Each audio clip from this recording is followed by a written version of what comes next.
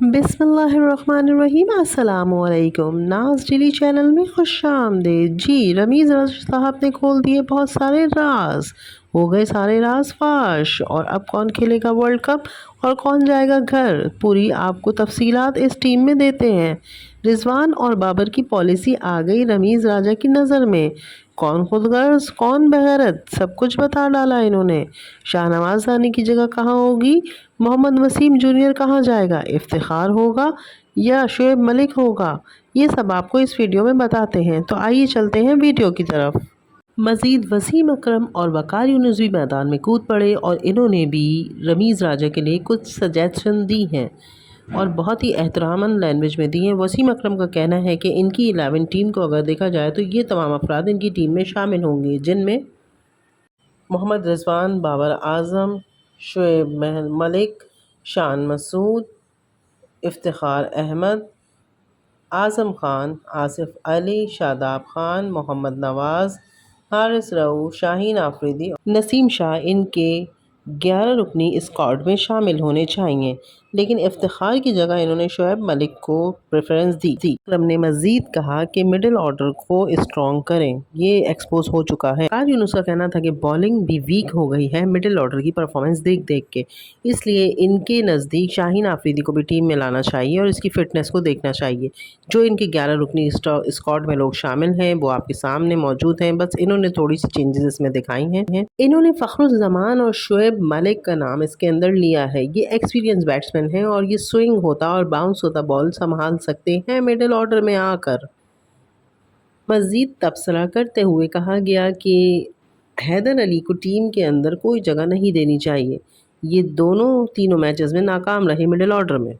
हसन जमाल की परफॉर्मेंस भी नज़र आ गई है, सिर्फ एक मैच में ये 1 विकेट हासिल कर सके, इसके अलावा इनकी कोई परफॉर्मेंस अच्छी सामने नहीं आई, इसलिए इनकी भी कोई जगह टीम में फ़िलहाल नज़र नहीं आती। मशहूर टीवी एक्टर नोमान एजाज और शुएब अख्तर ने भी बताया कि टीम के अंदर तब्दीलियां लानी होंगी और ओपनिंग आउट होने के बाद मिडिल ऑर्डर में कोई परफॉर्म करता हुआ नज़र नहीं आता। इस परफॉर्मेंस को अब दिखाना होगा, वरना वर्ल्ड कप हमारे हाथ से जाता नज़र आ रहा है। नोमान एजाज ने भी काफ़ी मज़ाहिया अंदाज में की टीम के ऊपर तनकीद की और कहा कि आंखें खोल कर सलेक्शन की जाए। साथ साथ इन दोनों फनकारों ने अपनी ये भी राय दी कि आसिफ अली को 6 नंबर पर खिलाया जाए, ताकि वो लंबे लंबे शॉट जिस तरह के खेलता है वो उस टाइम पे आना सूटेबल है। लेकिन हमारा अगर ओपनिंग परफॉर्म नहीं करता तो मिडिल ऑर्डर भी कुछ परफॉर्म नहीं कर पाता। ये बात हकीकत जो कि सबके सामने खुल चुकी थी। आज के प्रोग्राम में हमने दावत दी है टीना और दीनू को। जी टीना, बताइएगा। जी, मेरे ख्याल में तो इस तरह की बॉलिंग और बैटिंग आपको कभी भी अच्छा कारकर्दगी परफॉर्म करने में मदद नहीं दे सकती। टीम वर्क नज़र नहीं आया, खुदगर्जी के साथ खेला गया मैच टोटली नज़र आया। जी दीनू, आप क्या कहेंगे? मैं ये कहना चाहूँगा कि बाबर आज़म को ऐसा करना चाहिए कि उनको एक रेड़ी लगा लेनी चाहिए, जिस तरह की आवाज़ें वो निकालते हैं मैच हारने के बाद। मेरे ख्याल में चने पापड़ी चने पापड़ी चने पापड़ी, ऐसी आवाज़ें उनको लगानी चाहिए। और वो किसी तरह खेलने के लायक नहीं नज़र आ रहे हैं ओपनिंग के ऊपर। वो बिला वजह सीट पर जमकर बैठे हुए, कोहली की तरह किसी दूसरे को वो देकर देखें कैप्टनशिप और ख़ुद ज़रा रेस्ट करें। मैदान में उतरने से अभी फ़िलहाल गुरेज करें, क्योंकि उनकी नहुसत मैदान पर ऐसी तारी हो गई है कि हम मैच जीत नहीं पा रहे हैं कोई भी। दीनू भाई, आप तो बहुत ही जज्बाती नज़र आ रहे हैं मैच के हवाले से। चलिए आगे वीडियो का हिस्सा आपको बताते हैं। रमीज़ राजा के इंटरव्यू के एक हालिया अल्फाज आपको सुनाते हैं, जिसमें इन्होंने टीम की कारकर्दगी को बिल्कुल चीर फाड़ यानी खोल के रख दिया। आइए सुनते हैं। तो वो बाबर आजम को सामने रख के बात होनी पड़ेगी, इसलिए कि जब तक कि आप मिसाल नहीं बनाएंगे और जब तक कि इस तरह की बैटिंग को अपने सिस्टम से निकालेंगे नहीं, पाकिस्तान कभी भी वर्ल्ड कप नहीं जीत सकेगा। सेल्फिशनेस दिख रही है, अपनी इंडिविजुअल परफॉर्मेंस और माइलस्टोन के लिए खेला जा रहा है, जिससे कि ओवरऑल टीम के एफर्ट को एक जबरदस्त जो है वो मैच के अंदर परफॉर्म सिर्फ अपनी परफॉर्मेंस के लिए किया जा रहा है, टीम की जरूरत को देखकर रन्स नहीं किए जा रहे। बिल्कुल ठीक कहा है रमीज़ राजा ने। उसके बाद बॉलिंग में जैसे ही क्रंच मोमेंट्स आया, इंग्लैंड फिर पाकिस्तान से आगे महारत ले गए और फील्डिंग फिर से बहुत ही नकारा थी पाकिस्तान की। अगर आपने हमारी गलत बॉलिंग को भी सही इस्तेमाल किया है इंग्लैंड की टीम ने रन्स बनाने के लिए और सही से धुलाई की है। जी हाँ, और यहाँ पे फील्डिंग का तो कहना बहुत ही बिल्कुल बजा बनता है क्योंकि कैप्टन साहब ने खुद हाथों में आते हुए 2 कैचेस छोड़ दिए और बाकी ओवरऑल 5 कैचेस छोड़े गए। काफ़ी मिस फील्डिंग की गई। ये तो बिल्कुल ठीक कहा रमीज़ भाई ने कि इनको अपनी फील्डिंग पर और बॉलिंग पर शदीद ध्यान देने की ज़रूरत है और ये सब प्रैक्टिस अच्छी से आता चैंपियन है। टीम बनना है तो आपको फील्डिंग भी अच्छी करनी पड़ेगी।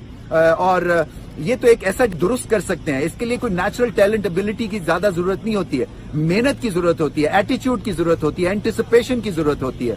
वहां पे भी पाकिस्तान ने बहुत मार खाई और बहुत ज्यादा कैचेस भी ड्रॉप किए और चौके भी लगवाए, जिससे कि प्रेशर जो है वो क्रिएट नहीं हुआ और एंड में पाकिस्तान के मैच से हाथ निकल गया। बॉलिंग जो है वो इन पैचेस ठीक हो, सेल्फिश बैटिंग अपने सिस्टम से निकालनी पड़ेगी, फील्डिंग ठीक करनी पड़ेगी और क्रंच मोमेंट्स में अपनी नर्व्स को संभाल के रखना पड़ेगा।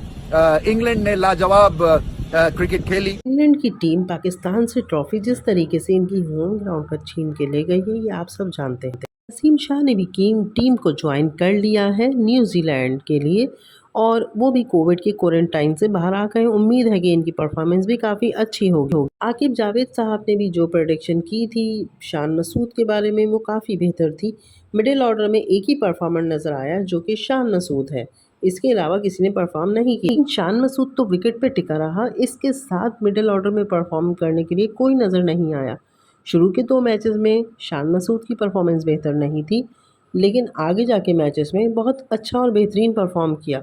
शान मसूद की 50 भी हमें याद रहेगी, लेकिन शान मसूद के साथ परफॉर्म करने के लिए जो कॉम्बिनेशन बताया जा रहा है वो शोएब मलिक का है और बाबर की वजह से शोएब मलिक को टीम में नहीं लिया जा रहा है क्योंकि बाबर अपनी परफॉर्मेंस के तय कभी भी बर्दाश्त नहीं करेंगे कि वो शोएब मलिक उनके साथ टीम में खेले और यहाँ पे फेवरेटिज़म काउंट किया जा रहा है जो बिल्कुल सही बात है।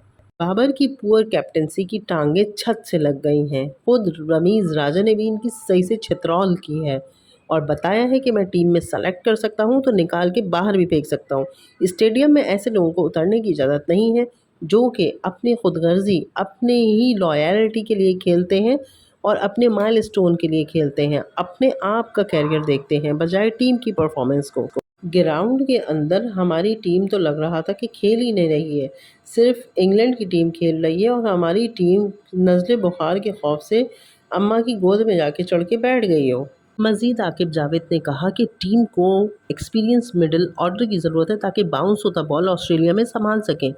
जिस तरह के इंग्लैंड की टीम बाउंस होते बॉल को किस तरीके से टेक्निकल शॉट खेल कर कामयाबी की तरफ गामजन होती चली गई और हमारे बॉलर्स उनकी इस टेक्निक को समझ नहीं सके। हमारे बैट्समैन भी अभी तक टेप बॉल वाली परफॉर्मेंस जानते हैं, उनको इंटरनेशनल लेवल की परफॉर्मेंस के लिए आगे आना होगा। यहाँ पर इन्होंने शान मसूद के पार्टनर के तौर पर बताया कि यहाँ पर शोएब मलिक को भी लाया जा सकता है, फ़ख्र को लाएं और फ़ख्र से ओपनिंग करवाएं, लेकिन बाबर को फोर्स उनकी इस टेक्निक को समझ नहीं सके। हमारे बैट्समैन भी अभी तक टेप बॉल वाली परफॉर्मेंस जानते हैं, उनको इंटरनेशनल लेवल की परफॉर्मेंस के लिए आगे आना होगा।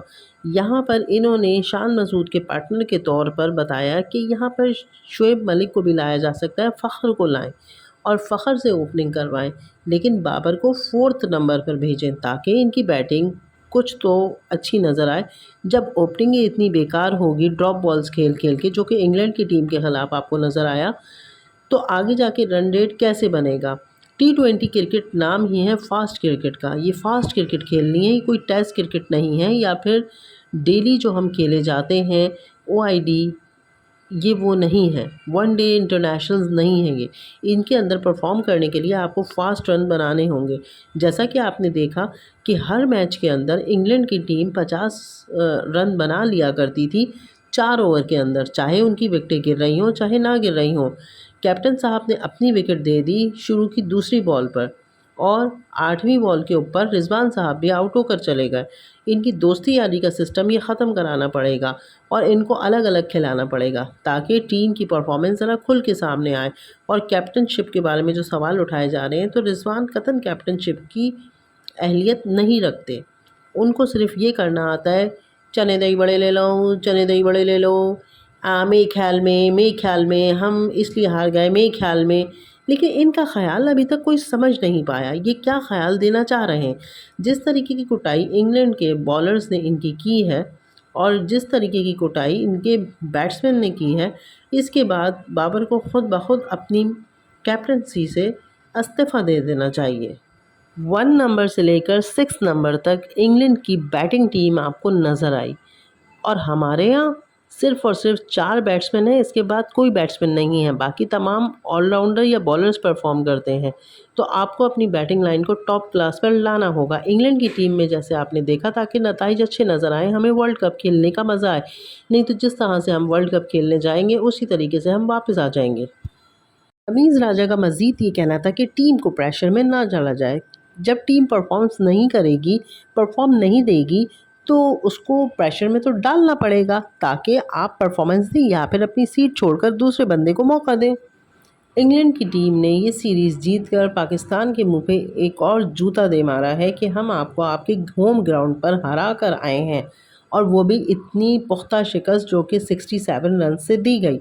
जब आप इतने रन्स का हदफ पूरा नहीं कर सकते तो आप अपने बॉलर से रन कंट्रोल करवाएं और जिन बॉलर से रन कंट्रोल जिस तरीके की कुटाई इनके बैट्समैन ने की है, इसके बाद बाबर को खुद ब खुद अपनी कैप्टनसी से इस्तीफ़ा दे देना चाहिए। 1 नंबर से लेकर 6 नंबर तक इंग्लैंड की बैटिंग टीम आपको नज़र आई और हमारे यहाँ सिर्फ़ और सिर्फ 4 बैट्समैन हैं, इसके बाद कोई बैट्समैन नहीं है, बाकी तमाम ऑलराउंडर या बॉलर्स परफ़ॉर्म करते हैं। तो आपको अपनी बैटिंग लाइन को टॉप क्लास पर लाना होगा। इंग्लैंड की टीम में जैसे आपने देखा था कि नताइज अच्छे नज़र आए, हमें वर्ल्ड कप खेलने का मज़ा आए, नहीं तो जिस तरह से हम वर्ल्ड कप खेलने जाएंगे उसी तरीके से हम वापस आ जाएंगे। रमीज़ राजा का मज़ीद ये कहना था कि टीम को प्रेशर में ना डाला जाए। जब टीम परफॉर्म नहीं देगी तो उसको प्रेशर में तो डालना पड़ेगा ताकि आप परफॉर्मेंस दें या फिर अपनी सीट छोड़कर दूसरे बंदे को मौका दें। इंग्लैंड की टीम ने ये सीरीज़ जीतकर पाकिस्तान के मुंह पे एक और जूता दे मारा है कि हम आपको आपके होम ग्राउंड पर हरा कर आए हैं और वो भी इतनी पुख्ता शिकस्त जो कि 67 रन से दी गई। जब आप इतने रन्स का हदफ पूरा नहीं कर सकते तो आप अपने बॉलर से रन कंट्रोल करवाएं और जिन बॉलर से रन कंट्रोल नहीं होते उनको आप लिस्ट से हटा दें।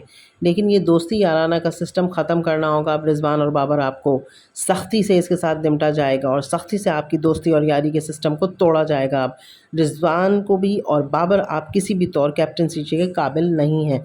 आपने जिस तरह इंग्लैंड के बॉलर्स के हाथों अपनी बेइज्जती करवाई वो सारी कौम देख चुकी है। जिस तरह के कैचेस आप देकर आउट हुए, हारिस रऊफ़ की परफॉर्मेंस बेशुमार बार तारीफ़ के काबिल है।